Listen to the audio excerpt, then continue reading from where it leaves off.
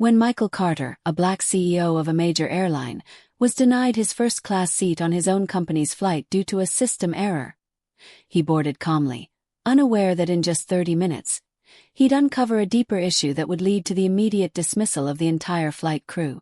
Michael Carter was no stranger to the skies. As the CEO of Horizon Airways, a leading airline with a fleet spanning 3 continents, he had spent years navigating boardrooms, shareholder meetings, and the occasional turbulent flight. At 48, he was a man of measured words and sharp instincts, qualities that had propelled him to the top of an industry known for its cutthroat competition.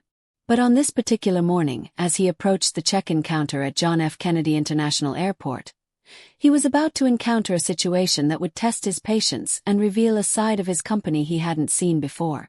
It was a crisp October day, and Michael was scheduled to fly from New York to Los Angeles for a critical meeting with investors.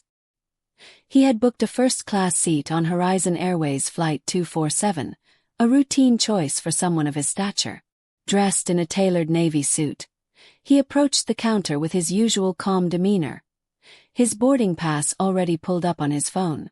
The agent, a young woman named Sarah, glanced at his phone, then at her screen, her brow furrowing slightly. "I'm sorry, Mr. Carter," she said, her voice tinged with hesitation. "There seems to be an issue with your booking. It's showing you're in economy, not first class." Michael raised an eyebrow, his expression steady but curious. "That's odd. I booked first class directly through our system. Can you check again?" Sarah tapped at her keyboard, her fingers moving quickly as she scanned the screen. After a moment, she shook her head. "I'm sorry, sir. The system shows your booking was changed to economy due to an overbooking in first class. It's an automated reassignment." Michael's jaw tightened, but he kept his tone even. "An automated reassignment? I'm the CEO of this airline. I don't get reassigned." Sarah's eyes widened slightly, and she glanced around, as if hoping a supervisor would materialize. I understand, sir. Let me see what I can do." She picked up a phone and dialed, her voice dropping to a whisper as she spoke to someone on the other end. After a brief conversation, she hung up and turned back to Michael, her expression apologetic but firm. "I'm sorry, Mr. Carter. The first-class cabin is fully booked, and we can't move anyone at this time. I can offer you a seat in premium economy with extra legroom, or we can rebook you on the next flight." Michael's gaze held hers for a moment, his mind already working through the implications. Overbooking happened, he knew that. It was an industry practice, one he'd reluctantly approved in board meetings to maximize revenue. But to reassign him, the CEO, something didn't add up. He leaned forward slightly, his voice low but deliberate. "Who made the decision to reassign my seat?" he asked. Sarah hesitated, her fingers hovering over the keyboard. "It was an automated system, sir. I don't have a specific name." Michael nodded slowly, his mind racing. He wasn't one to throw his weight around, but this wasn't just about a seat. It was about the systems and people running his airline. "Fine," he said, straightening up. "I'll take the economy seat. But I want a full report on this by the time I land in LA." Sarah nodded quickly, printing his boarding pass and handing it to him with a nervous smile.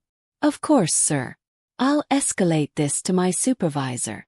Michael took the boarding pass and headed toward the gate, his mind already shifting to the meeting ahead.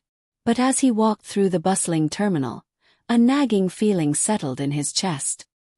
He'd built Horizon Airways on principles of fairness and efficiency, and this incident felt like a crack in that foundation. He pulled out his phone and sent a quick text to his chief of operations, Linda Hayes. "Check the booking system for Flight 247. Something's off." By the time he reached the gate, the boarding process was already underway. Michael joined the line, his economy boarding pass feeling foreign in his hand. He scanned the crowd, noting the usual mix of business travelers, families, and tourists. As he handed his pass to the gate agent, a man named Tom, he noticed a flicker of recognition in the agent's eyes.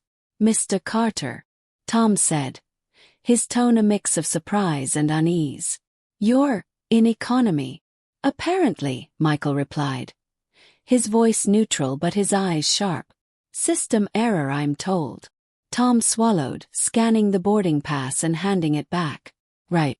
Well, welcome aboard, sir."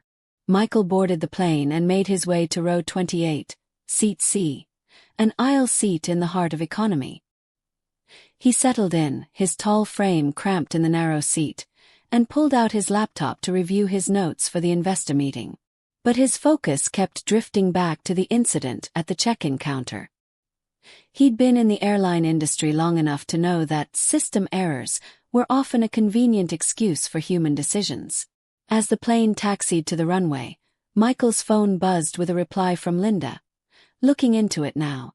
I'll have details by the time you land." He nodded to himself, slipping the phone into his pocket. Whatever was going on, he'd get to the bottom of it. The flight itself was uneventful, but Michael couldn't shake the feeling that something was amiss. He observed the cabin crew as they went through their routines, noting their interactions with passengers.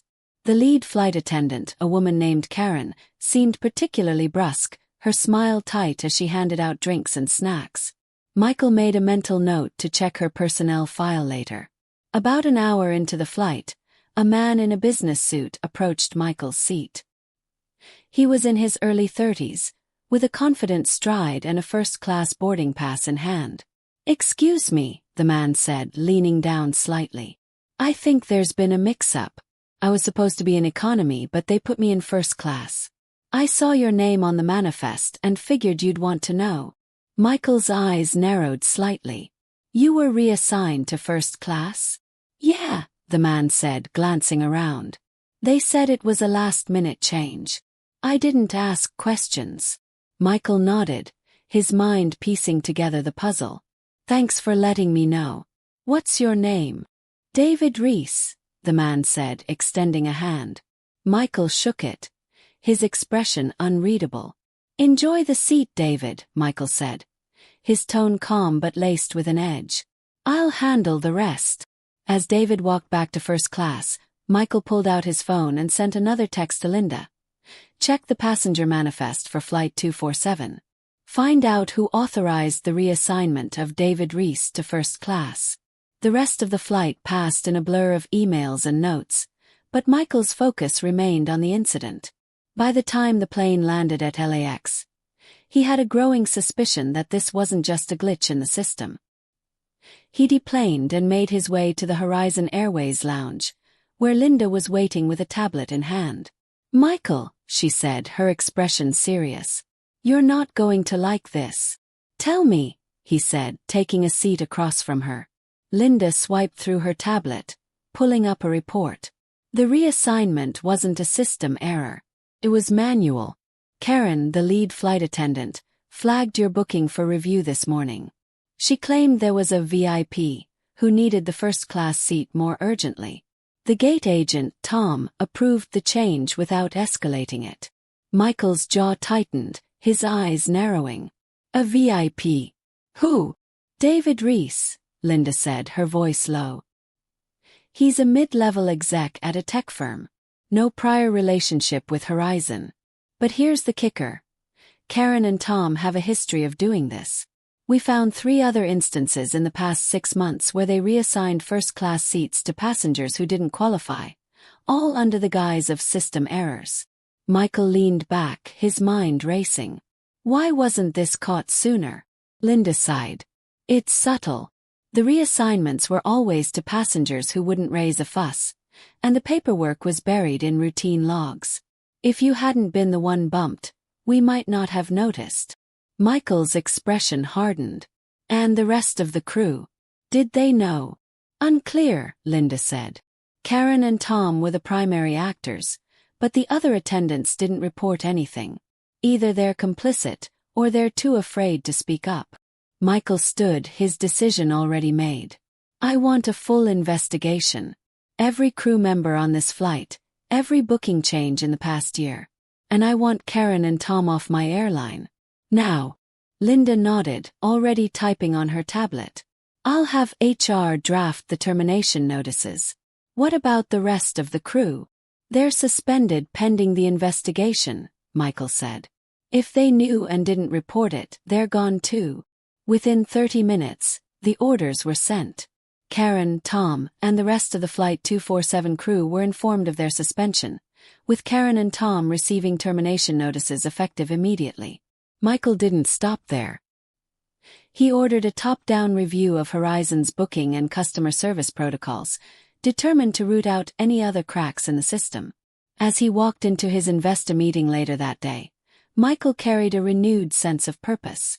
The incident wasn't just about a seat, it was about trust, accountability, and the kind of company he wanted Horizon Airways to be.